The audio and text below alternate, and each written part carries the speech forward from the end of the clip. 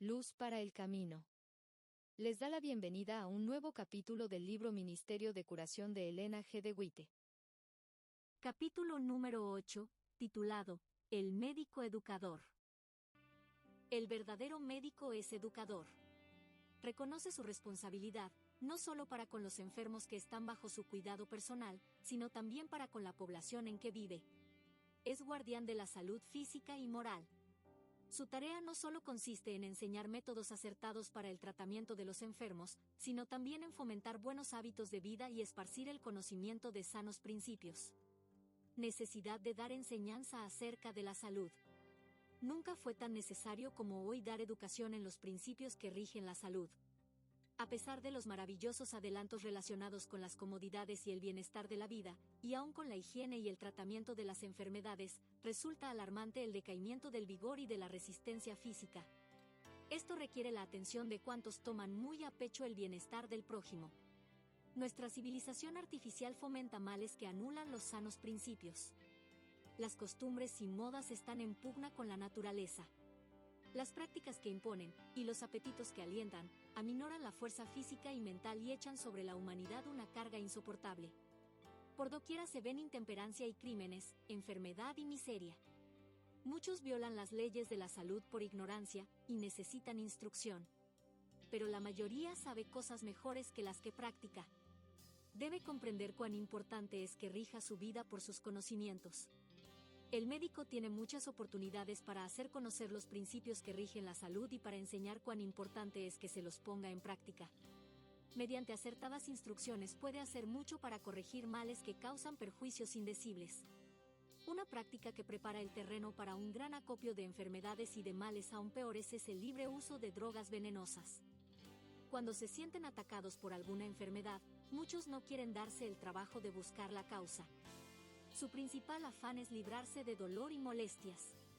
Por tanto, recurren a específicos, cuyas propiedades apenas conocen, o acuden al médico para conseguir algún remedio que neutralice las consecuencias de su error, pero no piensan en modificar sus hábitos antihigiénicos. Si no consiguen alivio inmediato, prueban otra medicina, y después otra. Y así sigue el mal.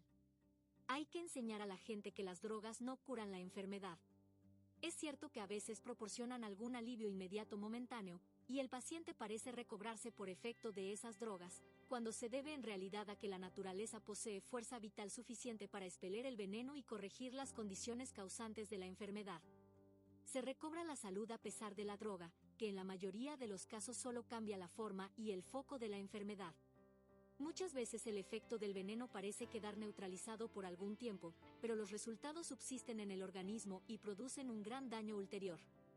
Por el uso de drogas venenosas muchos se acarrean enfermedades para toda la vida, y se malogran muchas existencias que hubieran podido salvarse mediante los métodos naturales de curación. Los venenos contenidos en muchos así llamados remedios crean hábitos y apetitos que labran la ruina del alma y del cuerpo. Muchos de los específicos populares, y aun algunas de las drogas recetadas por médicos, contribuyen a que se contraigan los vicios del alcoholismo, del opio y de la morfina, que tanto azotan a la sociedad. La única esperanza de mejorar la situación estriba en educar al pueblo en los principios correctos.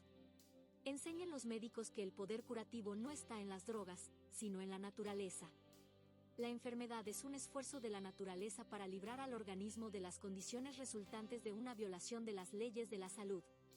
En caso de enfermedad, hay que indagar la causa. Deben modificarse las condiciones antihigiénicas y corregirse los hábitos erróneos. Después hay que ayudar a la naturaleza en sus esfuerzos por eliminar las impurezas y restablecer las condiciones normales del organismo. Los remedios naturales. El aire puro, el sol, la abstinencia, el descanso, el ejercicio, un régimen alimenticio conveniente, el agua y la confianza en el poder divino son los verdaderos remedios. Todos debieran conocer los agentes que la naturaleza provee como remedios y saber aplicarlos. Es de suma importancia darse cuenta exacta de los principios implicados en el tratamiento de los enfermos y recibir una instrucción práctica que le habilite a uno para hacer uso correcto de estos conocimientos. El empleo de los remedios naturales requiere más cuidados y esfuerzos de lo que muchos quieren prestar. El proceso natural de curación y reconstitución es gradual y les parece lento a los impacientes. El renunciar a la satisfacción dañina de los apetitos impone sacrificios. Pero al fin se verá que, si no se le pone trabas, la naturaleza desempeña su obra con acierto y los que perseveren en la obediencia a sus leyes encontrarán recompensa en la salud del cuerpo y del espíritu. Muy escasa atención se suele dar a la conservación de la salud. Es mucho mejor prevenir la enfermedad que saber tratarla una vez contraída. Es deber de toda persona, para su propio bien y el de la humanidad, conocer las leyes de la vida y obedecerlas con toda conciencia. Todos necesitan conocer el organismo más maravilloso, el cuerpo humano. Deberían comprender las funciones de los diversos órganos y cómo estos dependen unos de otros para que todos actúen con salud. Deberían estudiar la influencia de la mente en el cuerpo, la del cuerpo en la mente, y las leyes que los rigen. No se nos recordará demasiado que la salud no depende del azar. Es resultado de la obediencia a la ley. Así lo reconocen quienes participan en deportes atléticos y pruebas de fuerza, pues se preparan con todo esmero y se someten a un adiestramiento cabal y a una disciplina severa. Todo hábito físico queda regularizado con el mayor cuidado. Bien saben que el descuido, el exceso, o la indolencia, que debilitaran o paralizaran algún órgano o alguna función del cuerpo, provocarían la derrota. Educación para el conflicto de la vida. Cuanto más importante es tal cuidado para asegurar el éxito en el conflicto de la vida. No nos hallamos empeñados en combates ficticios. Libramos un combate del que dependen resultados eternos. Tenemos que habérnoslas con enemigos invisibles. Ángeles malignos luchan por dominar a todo ser humano. Lo perjudicial para la salud no solo reduce el vigor físico, sino que tiende a debilitar las facultades intelectuales y morales. Al ceder a cualquier práctica antihigiénica dificultamos la tarea de discernir entre el bien y el mal, y nos inhabilitamos para resistir al mal. Esto aumenta el peligro del fracaso y de la derrota. Los que corren en el estadio, todos a la verdad corren, mas uno lleva el premio. 1 Corintios 9:24. En la guerra en que estamos empeñados pueden triunfar todos los que se someten a la disciplina y obedezcan a los principios correctos. Con demasiada frecuencia la práctica de estos principios en los detalles de la vida se considera como asunto trivial que no merece atención. Pero si tenemos en cuenta los resultados contingentes, nada de aquello con que tenemos que ver es cosa baladí. Cada acción echa su peso en la balanza que determina la victoria o la derrota en la vida. La Escritura nos manda que corramos de tal manera que obtengamos el premio. En el caso de nuestros primeros padres, el deseo intemperante dio por resultado la pérdida del Edén. La templanza en todo tiene que ver con nuestra reintegración en el Edén más de lo que los hombres se imaginan. Aludiendo al renunciamiento de que daban prueba los antiguos griegos que luchaban en la palestra, escribe el apóstol Pablo: todo aquel que lucha, de todo se abstiene, y ellos, a la verdad, para recibir una corona corruptible, mas nosotros, incorruptible. Así que, yo de esta manera corro, no como a cosa incierta, de esta manera peleo, no como quien hiere el aire, antes hiero mi cuerpo, y lo pongo en servidumbre, no sea que, habiendo predicado a otros, yo mismo venga a ser reprobado. Vers. 25-27. El progreso de la reforma depende de un claro reconocimiento de la verdad fundamental. Mientras que, por una parte, hay peligro en una filosofía estrecha y una ortodoxia dura y fría, por otra, un liberalismo descuidado encierra gran peligro. El fundamento de toda reforma duradera es la ley de Dios. Tenemos que presentar en líneas claras y bien definidas la necesidad de obedecer a esta ley. Sus principios deben recordarse de continuo a la gente. Son tan eternos e inexorables como Dios mismo. Uno de los efectos más deplorables de la apostasía original fue la pérdida de la facultad del dominio propio por parte del hombre. Solo en la medida en que se recupere esta facultad puede haber verdadero progreso. El cuerpo es el único medio por el cual la mente y el alma se desarrollan para la edificación del carácter. De ahí que el adversario de las almas encamine sus tentaciones al debilitamiento y a la degradación de las facultades físicas. Su éxito en esto envuelve la sujeción al mal de todo nuestro ser. A menos que estén bajo el dominio de un poder superior, las propensiones de nuestra naturaleza física acarrearán ciertamente ruina y muerte. El cuerpo tiene que ser puesto en sujeción. Las facultades superiores de nuestro ser deben gobernar. Las pasiones han de obedecer a la voluntad, que a su vez ha de obedecer a Dios.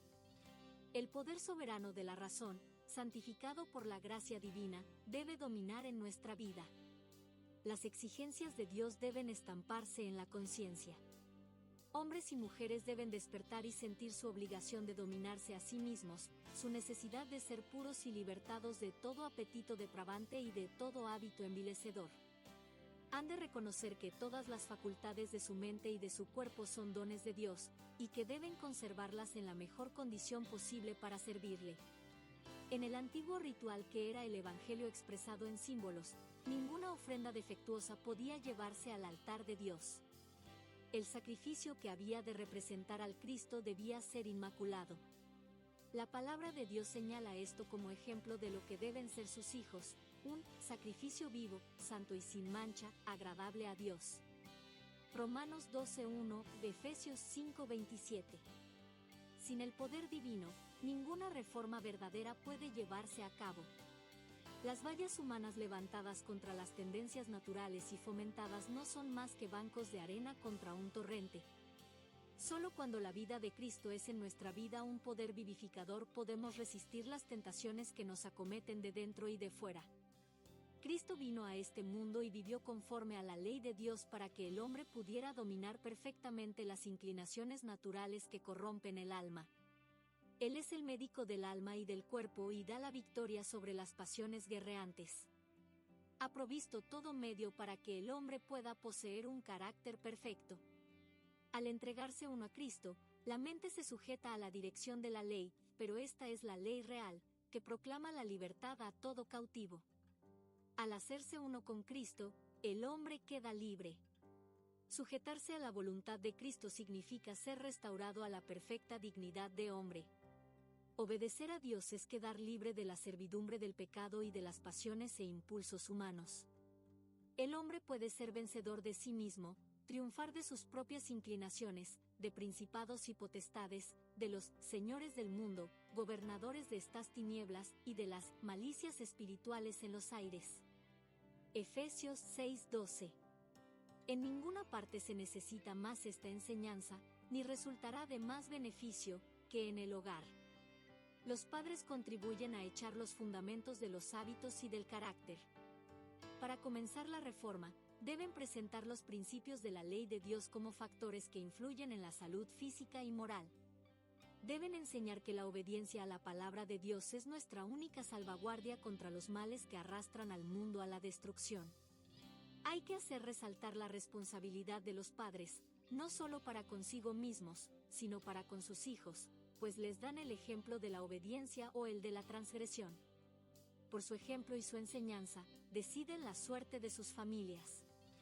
Los hijos serán lo que sus padres los hagan. Poder del ejemplo.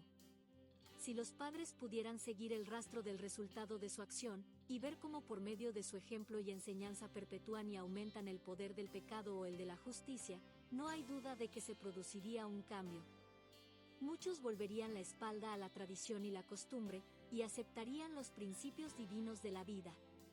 El médico que desempeña su ministerio en los hogares, velando a la cabecera del enfermo, aliviando su angustia, sacándolo del borde del sepulcro, e infundiendo esperanza al moribundo, se granjea extraordinariamente su confianza y cariño. Ni aun al ministro del Evangelio se le deparan tan favorables oportunidades ni tan poderosa influencia. El ejemplo del médico, no menos que su enseñanza, debe ser una fuerza positiva para el bien. La causa de la reforma necesita hombres y mujeres cuya conducta sea dechado de dominio propio. La valía de los principios que inculcamos depende de que los practiquemos. El mundo necesita ver una demostración práctica de lo que puede la gracia de Dios en cuanto a devolver a los seres humanos su perdida dignidad y darles el dominio de sí mismos. No hay nada que el mundo necesite tanto como el conocimiento del poder salvador del Evangelio revelado en vidas cristianas. El médico se ve continuamente puesto en relación con los que necesitan la fuerza y el aliento de un buen ejemplo.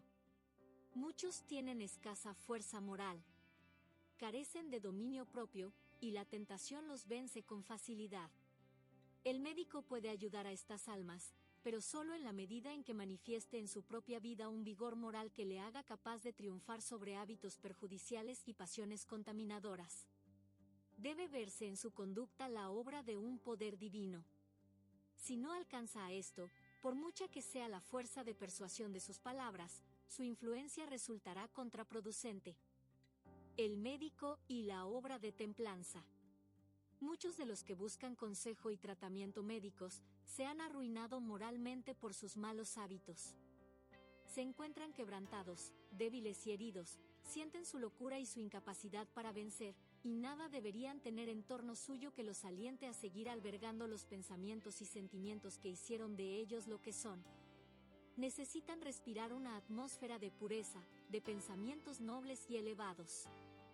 Cuán terrible responsabilidad es la de quienes, en vez de darles buen ejemplo, son esclavos de hábitos perniciosos y por su influencia acrecientan la fuerza de la tentación. Muchos de los que acuden al médico están arruinando su alma y su cuerpo por el consumo de tabaco o de bebidas embriagantes. El médico fiel a su responsabilidad debe mostrar a estos pacientes la causa de sus padecimientos. Pero si el médico fuma o toma bebidas alcohólicas, ¿qué valor tendrán sus palabras? Al recordar su propia debilidad, ¿no vacilará en señalar la mancha que ve en la vida de su paciente? Mientras siga él mismo usando tales cosas, ¿cómo podrá convencer a los jóvenes de que ellas tienen efectos perniciosos? ¿Cómo puede el médico dar ejemplo de pureza y de dominio propio? ¿Cómo puede ser agente eficaz en la causa de la temperancia si se entrega a un hábito vicioso?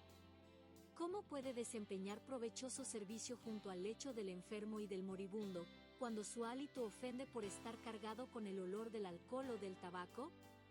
Mientras siga trastornando sus nervios y anublando su cerebro con venenos narcóticos, ¿cómo podrá corresponder a la confianza que en él se deposita como médico entendido? ¿Cuán imposible le resultará diagnosticar con rapidez u obrar con precisión? Si no respeta las leyes que rigen su propio ser, si prefiere sus apetitos a la salud de su mente y cuerpo, ¿no se declara inhabilitado para que le sea confiada la custodia de vidas humanas? Por muy entendido y concienzudo que sea el médico, hay en la práctica de su vocación mucho que parece desaliento y derrota. Es frecuente que su obra no logre lo que él anhela efectuar. Aunque sus pacientes recobren la salud, puede ser que esto no reporte beneficio verdadero para ellos ni para el mundo. Muchos recuperan la salud para volver a los malos hábitos que provocaron la enfermedad. Con el mismo ardor que anteriormente, vuelven a sumirse en el ambiente de concupiscencia e insensatez. Lo que el médico hizo en su favor parece esfuerzo perdido. Otro tanto le pasó a Cristo, pero él no cesó en los esfuerzos que hacía aunque fuese por una sola alma doliente. Entre los 10 leprosos limpiados, uno solo supo apreciar tan hermoso don, y el tal era samaritano. Por amor a él, Cristo sanó a los 10. Si el médico no obtiene mejor éxito que el que obtuvo nuestro Salvador, aprenda la lección del médico principal. De Cristo está escrito, no se cansará, ni desmayará. Del trabajo de su alma verá y será saciado. Isaías 42, 4. Aunque hubiera habido una sola alma dispuesta a aceptar el Evangelio de su gracia, para salvarla Cristo hubiera escogido su vida de penas y humillaciones y su muerte ignominiosa. Si por medio de nuestros esfuerzos conseguimos que un solo ser humano se levante, ennoblezca y prepare para brillar en los atrios del Señor, ¿no tendremos motivos de gozo? Arduos y fatigosos son los deberes del médico. Para desempeñarlos con el mayor éxito necesita una constitución vigorosa y salud robusta. Un hombre débil o enfermizo no puede soportar la penosa labor propia de la profesión médica. El que carece de perfecto dominio de sí mismo no es apto para habérselas con toda clase de enfermedades. Necesita fuerza espiritual. Carente muchas veces de tiempo para dormir y aun para comer, privado en gran parte de los goces sociales y los privilegios religiosos, parecería que el médico debe vivir bajo una sombra continua.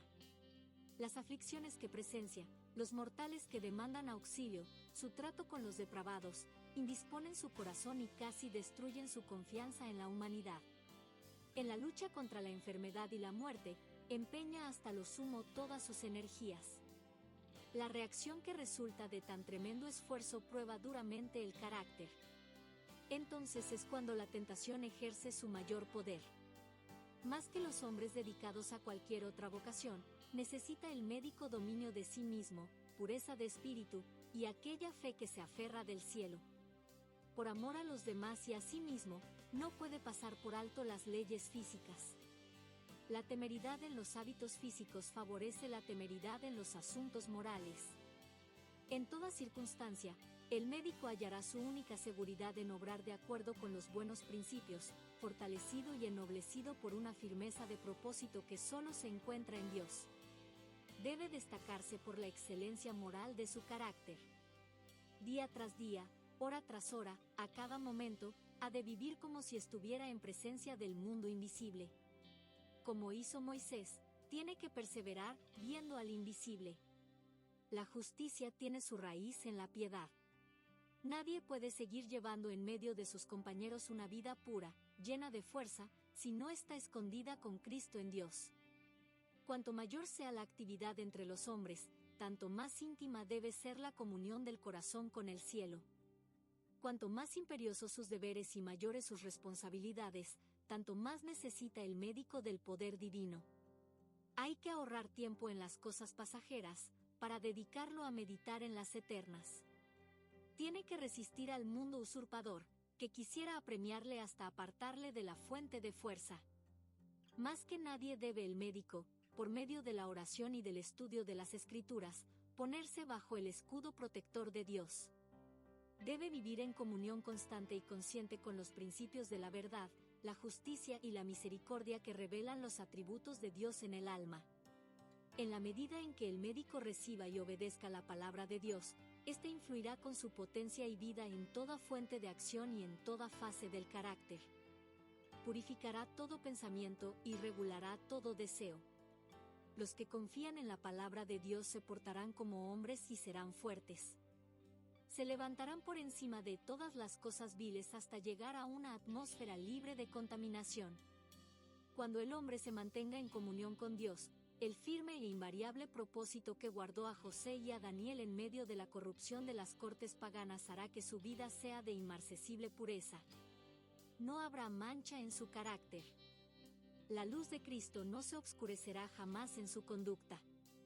El brillante lucero matutino resplandecerá fijamente sobre su cabeza en inmutable gloria. Semejante vida será elemento de fuerza en la comunidad. Será una valla contra el mal, una salvaguardia para los tentados, una luz guiadora para los que, en medio de las dificultades y los desalientos, busquen el camino recto,